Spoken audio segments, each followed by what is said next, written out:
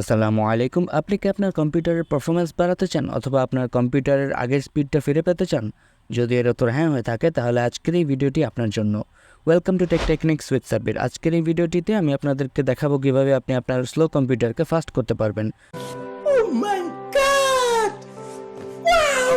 তাহলে চলুন দেরি না করে শুরু করা যাক আজকের এই ভিডিওটি।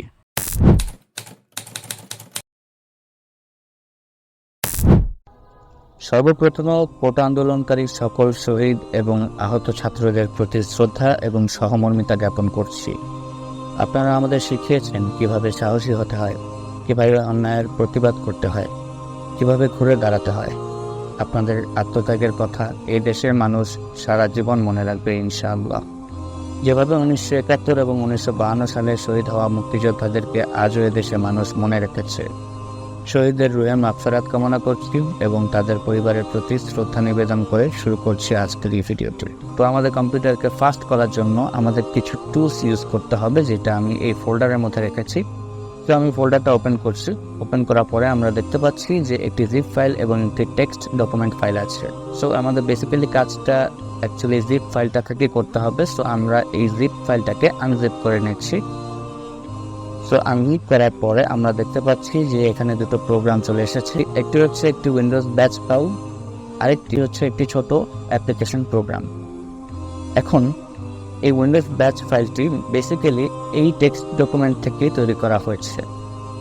এখন যদি আমি ব্যাচ ফাইলটা ওপেন করি তাহলে এই ব্যাচ ফাইলটি আমার কম্পিউটারে বিভিন্ন জাঙ্ক ফাইলগুলোকে ক্লিন করা শুরু করবে এবং সেটি অটোমেটিকলি করা সম্ভব। আমি দেখিয়ে দিচ্ছি আপনাদেরকে। ফর এক্সাম্পল, আমি যদি ফাইলটা ওপেন করি তাহলে আমি এখন অ্যাডমিনিস্ট্রেশন পারমিশনটা এখানে অ্যালাউ করে দেব। এই প্রোগ্রামের মধ্যে অ্যাডমিনিস্ট্রেশন পারমিশনটা যখন আমরা দিয়ে দেবো তখন আমরা দেখতে পাচ্ছি যে এখানে জাঙ্ক ফাইল ক্লিন করার প্রসেসটা শুরু হয়ে গেছে এবং এটি অটোমেটিকলি আপনার কম্পিউটারের সিস্টেম থেকে জাঙ্ক ফাইলগুলোকে ক্লিন করে দেবে। সো আপনারা দেখতে পাচ্ছেন যে অলরেডি একটি ফাইল ক্লিন করার প্রসেস শুরু হয়ে গেছে। ওকে, সো এখন আমরা এই প্রোগ্রামটার ফাংশনটা চেক করব। আমরা আমাদের কম্পিউটারে যখন টাস্ক ম্যানেজারে যাই, টাস্ক ম্যানেজার থেকে আমরা যখন পারফরম্যান্সটা চেক করি আমাদের কম্পিউটারের র্যামের মধ্যে, আমরা দেখি যে এইখানে ক্যাস্ট লেখা একটি অপশন চলে আসছে, যেখানে আমরা অনেক বড় একটা অ্যামাউন্ট দেখতে পারি আমাদের র্যামের স্টোরেজের, যেটা এখানে ইউজ করা থাকে। এই সাইজটা আমরা যদি রিকভার করতে পারি কোনো রকমে তাহলে আমাদের কম্পিউটারের পারফরমেন্স অনেকাংশে বেড়ে যাবে।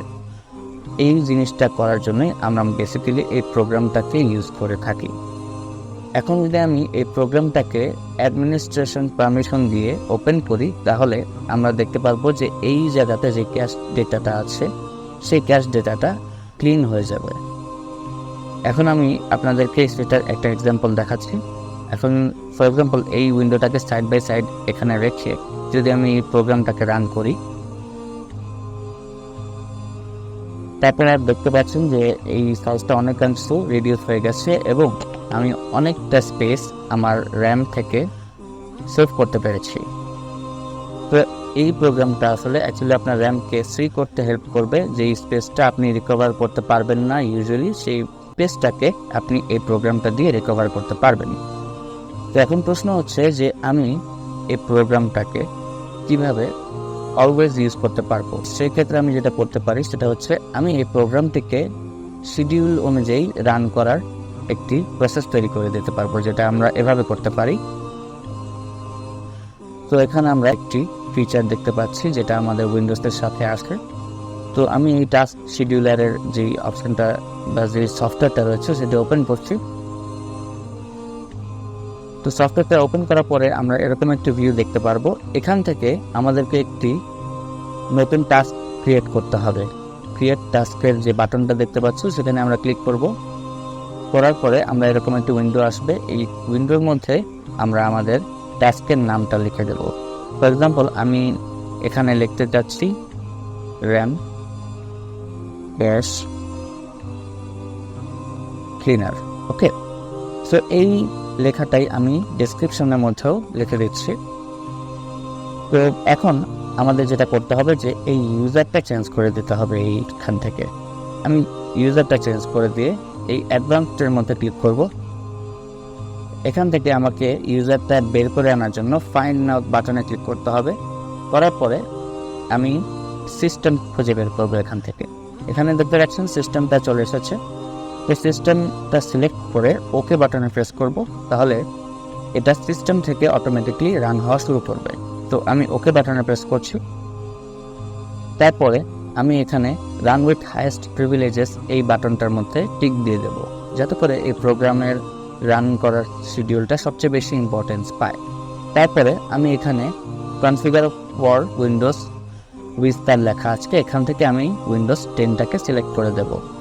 আপনার কাছে যদি উইন্ডোজ 11 অপশন থাকে তাহলে উইন্ডোজ 11 আপনি সিলেক্ট করে দেবেন। যেই অপারেটিং সিস্টেমটা আপনি ইউজ করছেন সেই অপারেটিং সিস্টেমটাই আপনাকে এখানে সিলেক্ট করতে হবে। তো তারপরে আমি এখানে হিডেনের যে বাটনটা রয়েছে এখানে টিক দিয়ে দেবো, যাতে করে এই প্রসেসটা যখন রান করবে তখন যাতে এই প্রসেসটা আপনার চোখের সামনে না চলে আসে। এটা করার পরে আমি ট্রিগারে চলে যাব। ট্রিগার থেকে আমি নিউ বাটনে যাব। এখান থেকে আমাকে একটি নতুন ট্রিগার সিলেক্ট করতে হবে, যার মাধ্যমে আমি টাইম সেট করে দিতে পারবো কিভাবে আমি এই প্রোগ্রামটা রান করতে চাই। এখানে আমরা দেখতে পাচ্ছি একটি উইন্ডো চলে এসেছে। এখান থেকে আমি অন এ শিডিউল এই অপশনটার মধ্যে সিলেক্ট করে দেব। তারপরে অ্যাডভান্সড সেটিংসের নিচে আমরা রিপিট টাস্ক এভরি 1 আওয়ার যে অপশনটা রয়েছে সেটা আমরা 5 মিনিটস করে দেব। তারপরে আমরা যেটা করব, পরে ডিউরেশন অফ ইনডিফিনিটলি অপশনটা সিলেক্ট করে দেব। তারপরে আমরা এটা এনেবলডের অপশনটা যদি টিক দেওয়া না থাকে টিক দিয়ে দেব। তো এখন আমরা ওকে বাটনে ক্লিক করব। তো আমাদের এই ট্রিগারটা ক্রিয়েট হয়ে গেছে। এই প্রোগ্রামটা যখন আমি ফার্স্ট রান করব তারপর থেকে প্রতি 5 মিনিট পর পর এই প্রোগ্রামটা ইনিশিয়েট হবে অথবা রান করবে। তারপর অ্যাকশনসে আমরা যাব। অ্যাকশনসে যাওয়ার পরে আমাদেরকে প্রোগ্রামটা চুজ করতে হবে যেটা আমি রান করব। তো নিউ বাটনটা যেটা রয়েছে সেখানে আমরা ক্লিক করব আবার। তো এখান থেকে আমি একটা উইন্ডো দেখতে পাচ্ছি, এখান থেকে এই স্টার্ট এ প্রোগ্রাম অপশনটা সিলেক্ট করে দেব। তারপর প্রোগ্রাম অথবা স্ক্রিপ্ট এই অপশন থেকে আমি ব্রাউজার বাটনটা যেটা দেখতে পাচ্ছি এই বাটনটার মধ্যে আমি ক্লিক করব। ক্লিক করার পরে আমি ওই প্রোগ্রামটা সিলেক্ট করব। তো প্রোগ্রামটা আমি এখানে দেখতে পাচ্ছি। এই প্রোগ্রামটা সিলেক্ট করার পরে আমি ওপেন বাটনে ক্লিক করব। তো প্রোগ্রামটা আমার চলে এসেছে। তো আমি ওকে এখান থেকে ওকে বাটনে প্রেস করব। তো আপনারা দেখতে পাচ্ছেন যে অ্যাকশনসের মধ্যে আমার এই প্রোগ্রামটা আমি ইনসার্ট করে দিয়েছি। তারপরে কন্ডিশনসের মধ্যে যদি আমি যাই, কন্ডিশনসের মধ্যে কোনো চেঞ্জ করার প্রয়োজন নেই। তারপর সেটিংসের মধ্যে যদি যাই তাহলে সেটিংসের মধ্যেও আমাদের কোনো চেঞ্জেস আনার প্রয়োজন নেই। তো ওকে বাটনের মধ্যে আমি প্রেস করে দিচ্ছি। ক্লোজ করে দেওয়ার পরে আমার এই টাস্কটা ক্রিয়েট হয়ে গেছে। এখন এই টাস্কটাকে আমাকে রান করতে হবে। তো আমি টাস্ক শিডিউলার লাইব্রেরিতে যাব।